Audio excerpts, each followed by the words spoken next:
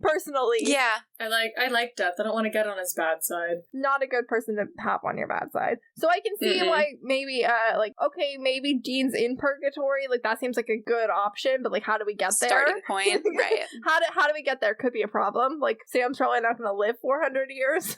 No, I totally get it. Till the next whatever specific eclipse that they needed was. It could happen on this show. But he definitely should have tried.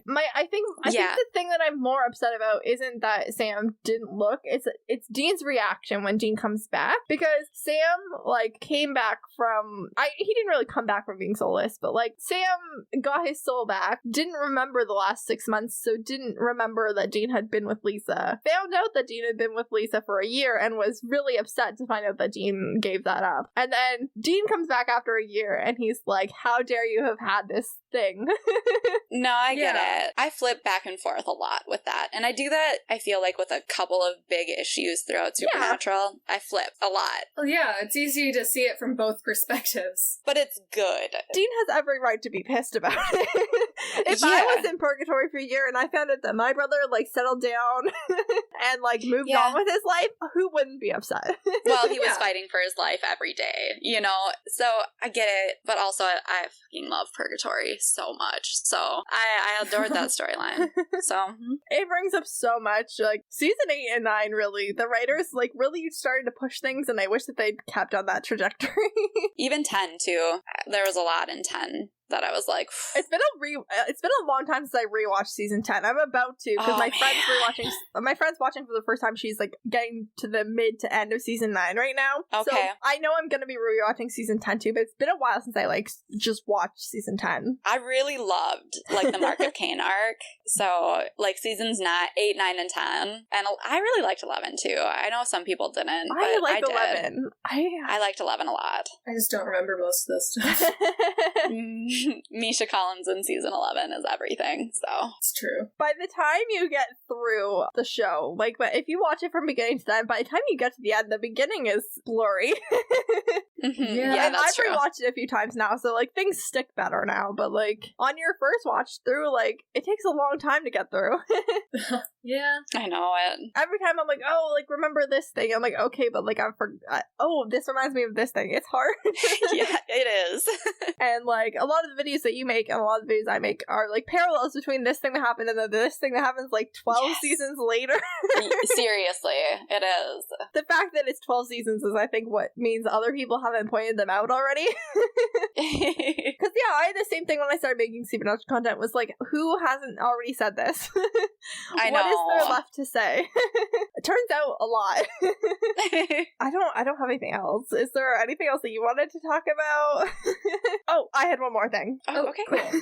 Specifically, I wanted to go back to the Striga episode. Yeah. Because you just made a bunch of videos on that. We started to talk about it, and I don't think we got to the main point.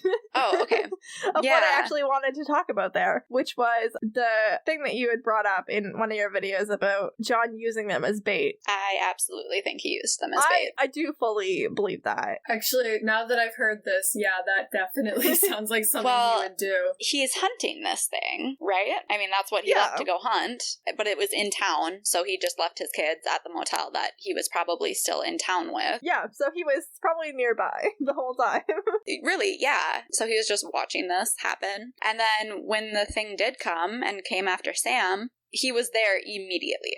Yeah. He burst through that door in seconds. So literally. It's like, no, you did use your kids as bait, and it didn't go well. So you blamed it on Dean. Yeah, and you let him shape that who he was as a person. That episode has such a huge effect on, like, everything that we have learned on Dean up to that point, and everything we could go on to learn about Dean, basically until we meet John, like, for real. Yep. Like, this is a big thing that happened in his childhood, and he hasn't forgiven himself for it. Defining moment, honestly. I honestly hadn't really thought about that way until I saw your videos about it, and then I was like, oh god, that's exactly what happened. Yeah, definitely. And I think he feels like his dad sending him here was a punishment to go clean up the mess that he didn't finish when he was like fucking 9 years old or however old he was, you know? And too young for that. I'm trying to remember what the last interaction that they had before that was. They were hunting in Chicago, and that shadow thing had attacked them, and Dean was like, you can't come with us. You have to go. Like, and so like him and Sam left, and John went his own way. So that was kind of like their last in-person interaction. Right, and when John had showed up, Dean had gotten them both stuck in a trap, basically. Yeah, that would do it. Mm-hmm. That does feel like the perfect time for punishment. Yeah, because it's that and then Hell House and then... Yep. And then that... Oh my god. Last night I watched the last episode that had the ghost facers in it. Oh god.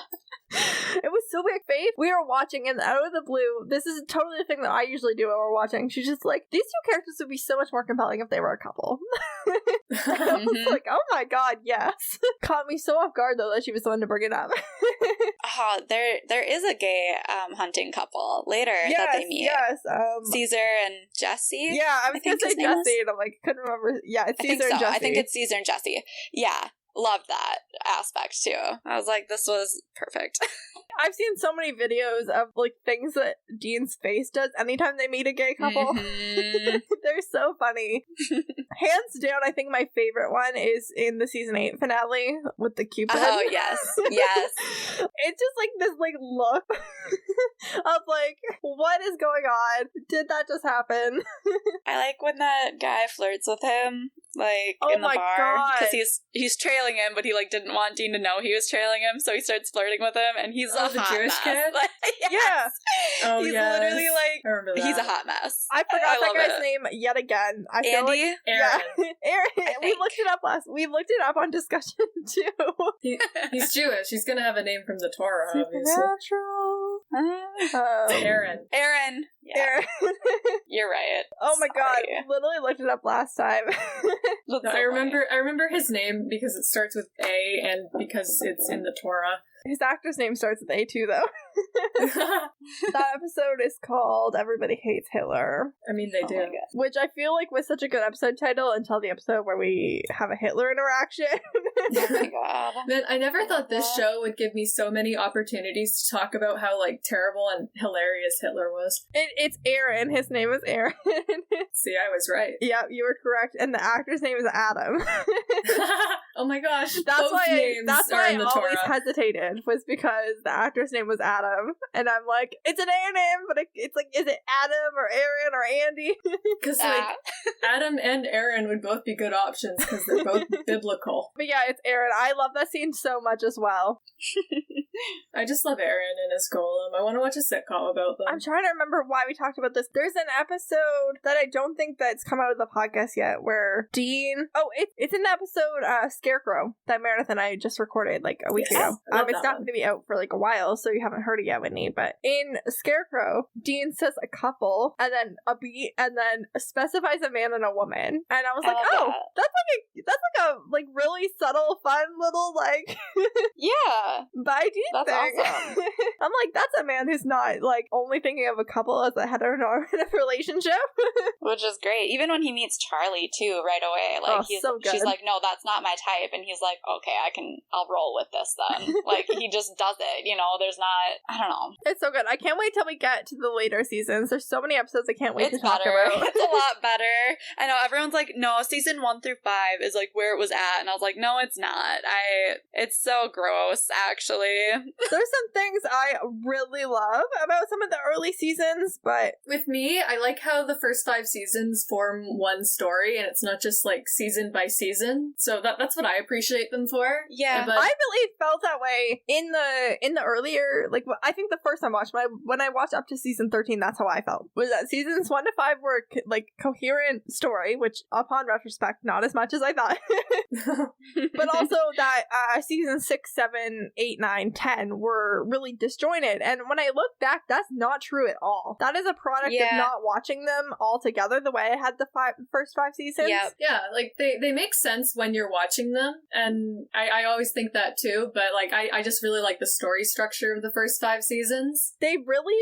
They seed a lot of stuff early on. Like, Rowena gets mentioned, I want to say, as far back as season 8, before making her first appearance in season 10. Oh, yeah. Mm-hmm. Son of a witch. Yeah, like, she gets... Yeah. I think she gets mentioned by name, like, long before she appears. Like, I think it's just in passing, like, oh, like, a powerful witch, Rowena. Like, in passing, it doesn't mean anything for, like, a long time. Yeah. Anyway, but I do like a lot of the content in the later seasons. Like, they have a lot of really cool monsters. plots and some interesting storylines. I'm gonna have some fun stuff to research when we get to those. Yeah, and I think there's another Supernatural podcast that's new. I don't know if Whitney knows them or not. Driver Picks the podcast. Mm-mm. They were pointing out in an episode, okay, I already forgot where my story was going. It's cool. Oh, yeah, they were talking about, like, they had, like, Hookman and Bloody Mary, like, kind of, like, back-to-back. Mm-hmm. Not, like, directly back-to-back, but pretty close together. And, like, that seems like, you know, like, two, like, pretty big, like, urban legends. Like, it seems weird to put them so close together. But then they're like, oh, well, if this show was only gonna last one season, like, why not throw, like, all the good things at the wall? Because, like, if this show doesn't make it past season 1, like, it would be, like, it'd be really unfortunate. Made it past season 1. Yeah.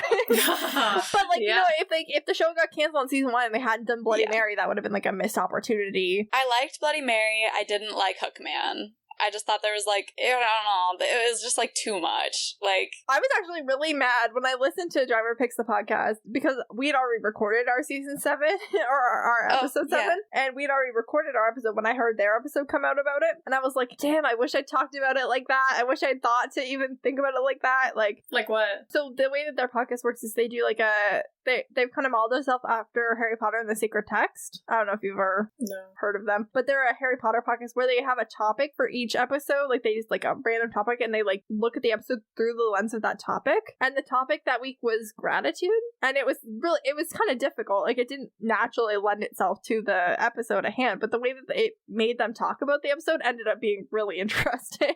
Cool. Way more than the actual, like, Monster of the Week stuff. Like, they got into some of, like, the stuff that was going on with Sam and Dean, whereas when we covered it on our podcast, we got distracted by Sam wandering in the middle of the street like cars don't exist.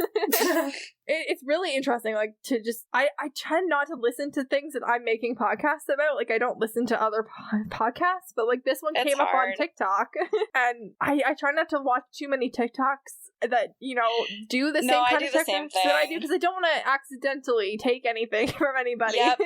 No, I hear you. I do the same thing. But also, like, I listen to Carrying Wayward too, but, like, I'll listen to their episode after I filmed my episode, because, like, for TikTok. I haven't listened to their, like, any of their full episodes, but I've, like, seen them. I've, like, favorited them. I'm like, I'm gonna go back and do it eventually. They're great. They seem good. I see them on TikTok all the time. I won't listen to it before I've done my episode. I have a bunch of Supernatural podcasts saved for when I'm, like, done season 1. Yes. Yeah.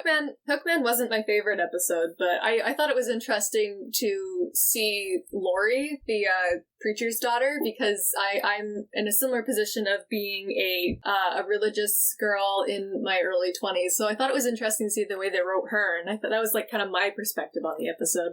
Yeah, that's totally fair. This has been, like, wonderful, honestly. I don't have anything else really to, like, add. But I don't want to, like, pressure anybody to, like, wrap up or anything. I just don't have any more conversation starters.